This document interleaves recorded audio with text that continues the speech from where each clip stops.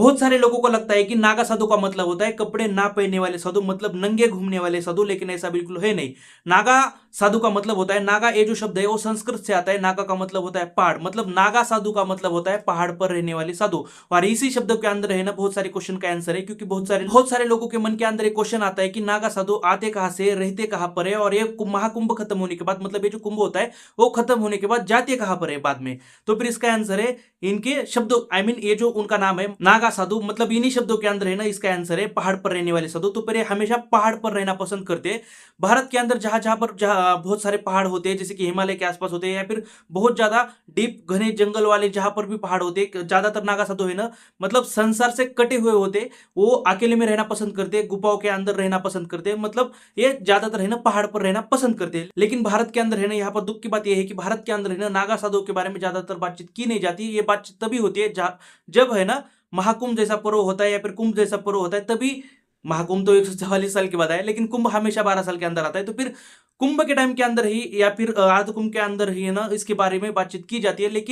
लेकिन नागा साधु के बारे में है ना ज्यादातर रिसर्च भी होती है, जैसे कि बाहर के देशों के अंदर, इंग्लैंड जैसे देशों के अंदर, जो हार्वर्ड दुनिया की इतनी बड़ी यूनिवर्सिटी है वहां पर है ना उसके ऊपर, आई मीन नागा साधु के ऊपर है ना बहुत सारी रिसर्च की जाती है कि नागा साधु ये जो है ना वो काम कैसे करते हैं। क्योंकि नागा साधु के पास है ना एक अलग तरीके की शक्तियां होती है, जैसे कि वो कभी दिखाते नहीं है उनके पास क्या है क्या नहीं, लेकिन होती है उनके पास शक्तियां। जैसे कि अभी है ना एक सिंपल सा सवाल है कि बहुत सारे लोगों के मन के अंदर है ना एक क्वेश्चन आता है कि नागा साधुओं को है ना इन्विटेशन कौन देता है, मतलब नागा साधुओं को है ना कैसे पता चलता है कि अभी कुंभ आने वाला है, अर्ध कुंभ आने वाला है, महाकुंभ आने वाला है, उन्हें ये जो बात है ना उन्हें कौन बताता है। लेकिन इसका एक सिंपल सा आंसर है भाई, देखिए आज से लगभग 400-500 साल पहले है ना लगभग गुरु ग्रह, मतलब ये जो जुपिटर है, बृहस्पति है जिसे हम बोलते हैं, क्योंकि ये महाकुंभ जो है ना वो बृहस्पति ग्रह, मतलब ये जो जुपिटर गुरु ग्रह है ना उसके वजह से होता है। तो फिर इसकी जो खोज है ना इन बाहर के वेस्टर्न दुनिया वाले लोगों ने, मतलब ये इंग्लिश लोगों ने है ना लगभग आप मान सकते हैं कि 1610 के अंदर उसकी खोज की थी इस गुरु ग्रह की। लेकिन भारत के अंदर ऐसा बिल्कुल नहीं है। भारत के अंदर है ना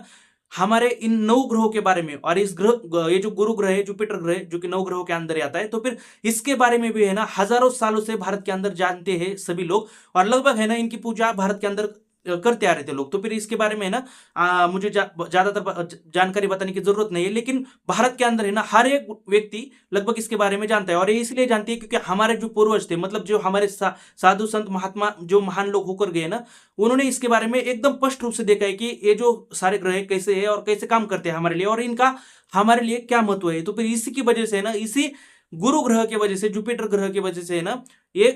अर्ध कुंभ, कुंभ और महाकुंभ ऐसा है जो ये जो है ना पर्व होता है। और ये जो आध्यात्मिक साधु है, मतलब ये जो नागा साधु है ना, वो नागा साधु संसार से बहुत ज्यादा कटे हुए होते हैं, इन्हें संसार से कोई लेना देना नहीं होते, लेकिन वो आध्यात्मिक रूप से है ना, मतलब स्पिरिचुअलिटी से है ना वो काफी ज्यादा जुड़े होते हैं। मतलब है ना उन्हें है ना सब कुछ, उन्हें हम है ना उनको जाकर ऐसे कुछ बताने की जरूरत नहीं है कि अभी क्या आने वाला है क्या नहीं। उन्हें है ना पहले से इसके बारे में पता होता है, क्योंकि ये एकदम स्पिरिचुअली रूप से कनेक्टेड होते हैं। ये आगे चलकर है ना अमावस्या कब आने वाली है, पूर्णिमा कब आने वाली है, और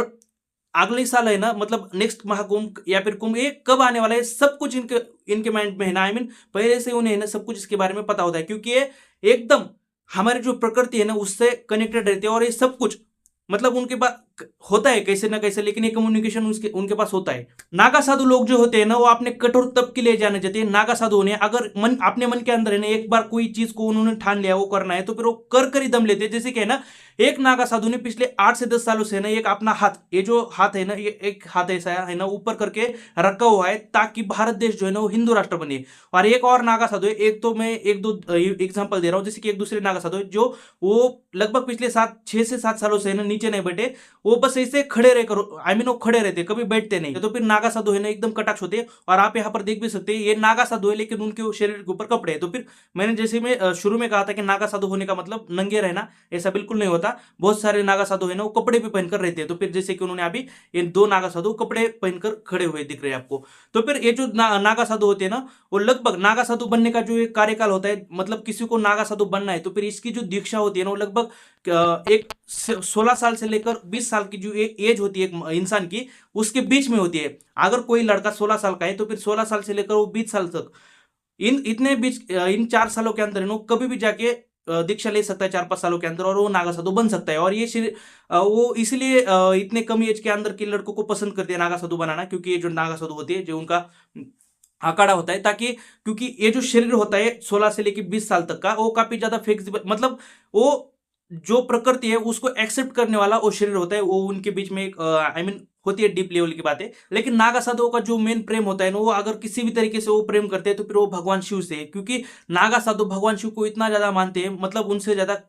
वो किसी को नहीं मानते। जैसे कि भगवान शिव जो होते हैं ना, वो अपने शरीर के ऊपर मरे हुए जो व्यक्ति है उनकी राख, भस्म, जिसे कि भस्म कहते हैं, वो लगाते हैं। वैसे नागा साधु भी है ना, अपने शरीर के ऊपर ये जो मरे हुए व्यक्ति है उनकी जो राख होती है वो लगाते हैं। और ये एक संकेत भी है कि नागा साधु है ना, वो मरने से बिल्कुल डरते भी नहीं। और नागा साधु लोगों को है ना तो डर और ना तो डिप्रेशन है ना, ऐसी जो चीजें होती है ना वो उनके आसपास भी नहीं होती, क्योंकि नागा साधु लोग जो है ना वो इतना ज्यादा कठोर तप करते हो। वो कठोर कठोर तप और ध्यान करने से है ना उनके शरीर के अंदर जो ये इंद्रिय जो होते हैं ना, वो अपने इंद्रियों के ऊपर कुछ महारत हासिल करते हैं। इसीलिए है ना नागा साधु जब भी, बहुत सारे आपने ऐसे नागा साधु देखे होंगे जो कि बर्फीली एरिया के अंदर रहते हैं, बहुत सारे ठंड के अंदर रहते हैं, और उनके शरीर के ऊपर एक कपड़ा भी नहीं होता, लेकिन फिर भी उन्हें ना तो ठंड लगती है और ना ऐसी कोई चीजें होती है उनके पास, मतलब उन्हें कुछ भी नहीं होता। तो फिर ये इसीलिए होता है क्योंकि उनके शरीर के अंदर है ना उन्होंने पकड़ हासिल हासिल की है, मतलब उन्होंने अपने शरीर के ऊपर है ना, ऐसे उनके इंद्रियों के ऊपर उन्होंने महारत हासिल की है, ऐसे लगता है हमें सारी चीज। लेकिन नागा साधु लोगों का जो मकसद होता है, उनकी जो मेन जिंदगी का टारगेट होता है ना, वो बस इतना ही होता है कि किसी भी तरीके से वो अपने शरीर को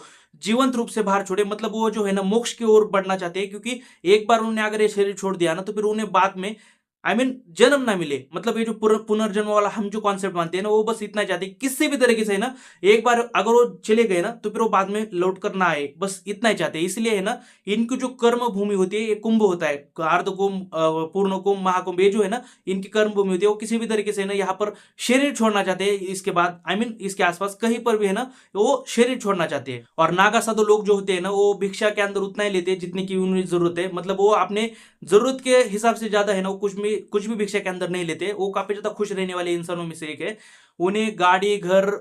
मोह माया, ये जो सारी चीजें उनसे काफी ज्यादा दूर रहती है, मतलब उन्हें इससे कोई लेना देना है भी नहीं, ज्यादातर पैसे की भी उन्हें जरूरत नहीं होती। और वीडियो अच्छा लगा हो तो लाइक कीजिए, सब्सक्राइब कीजिए, और थैंक यू फॉर वॉचिंग मी। और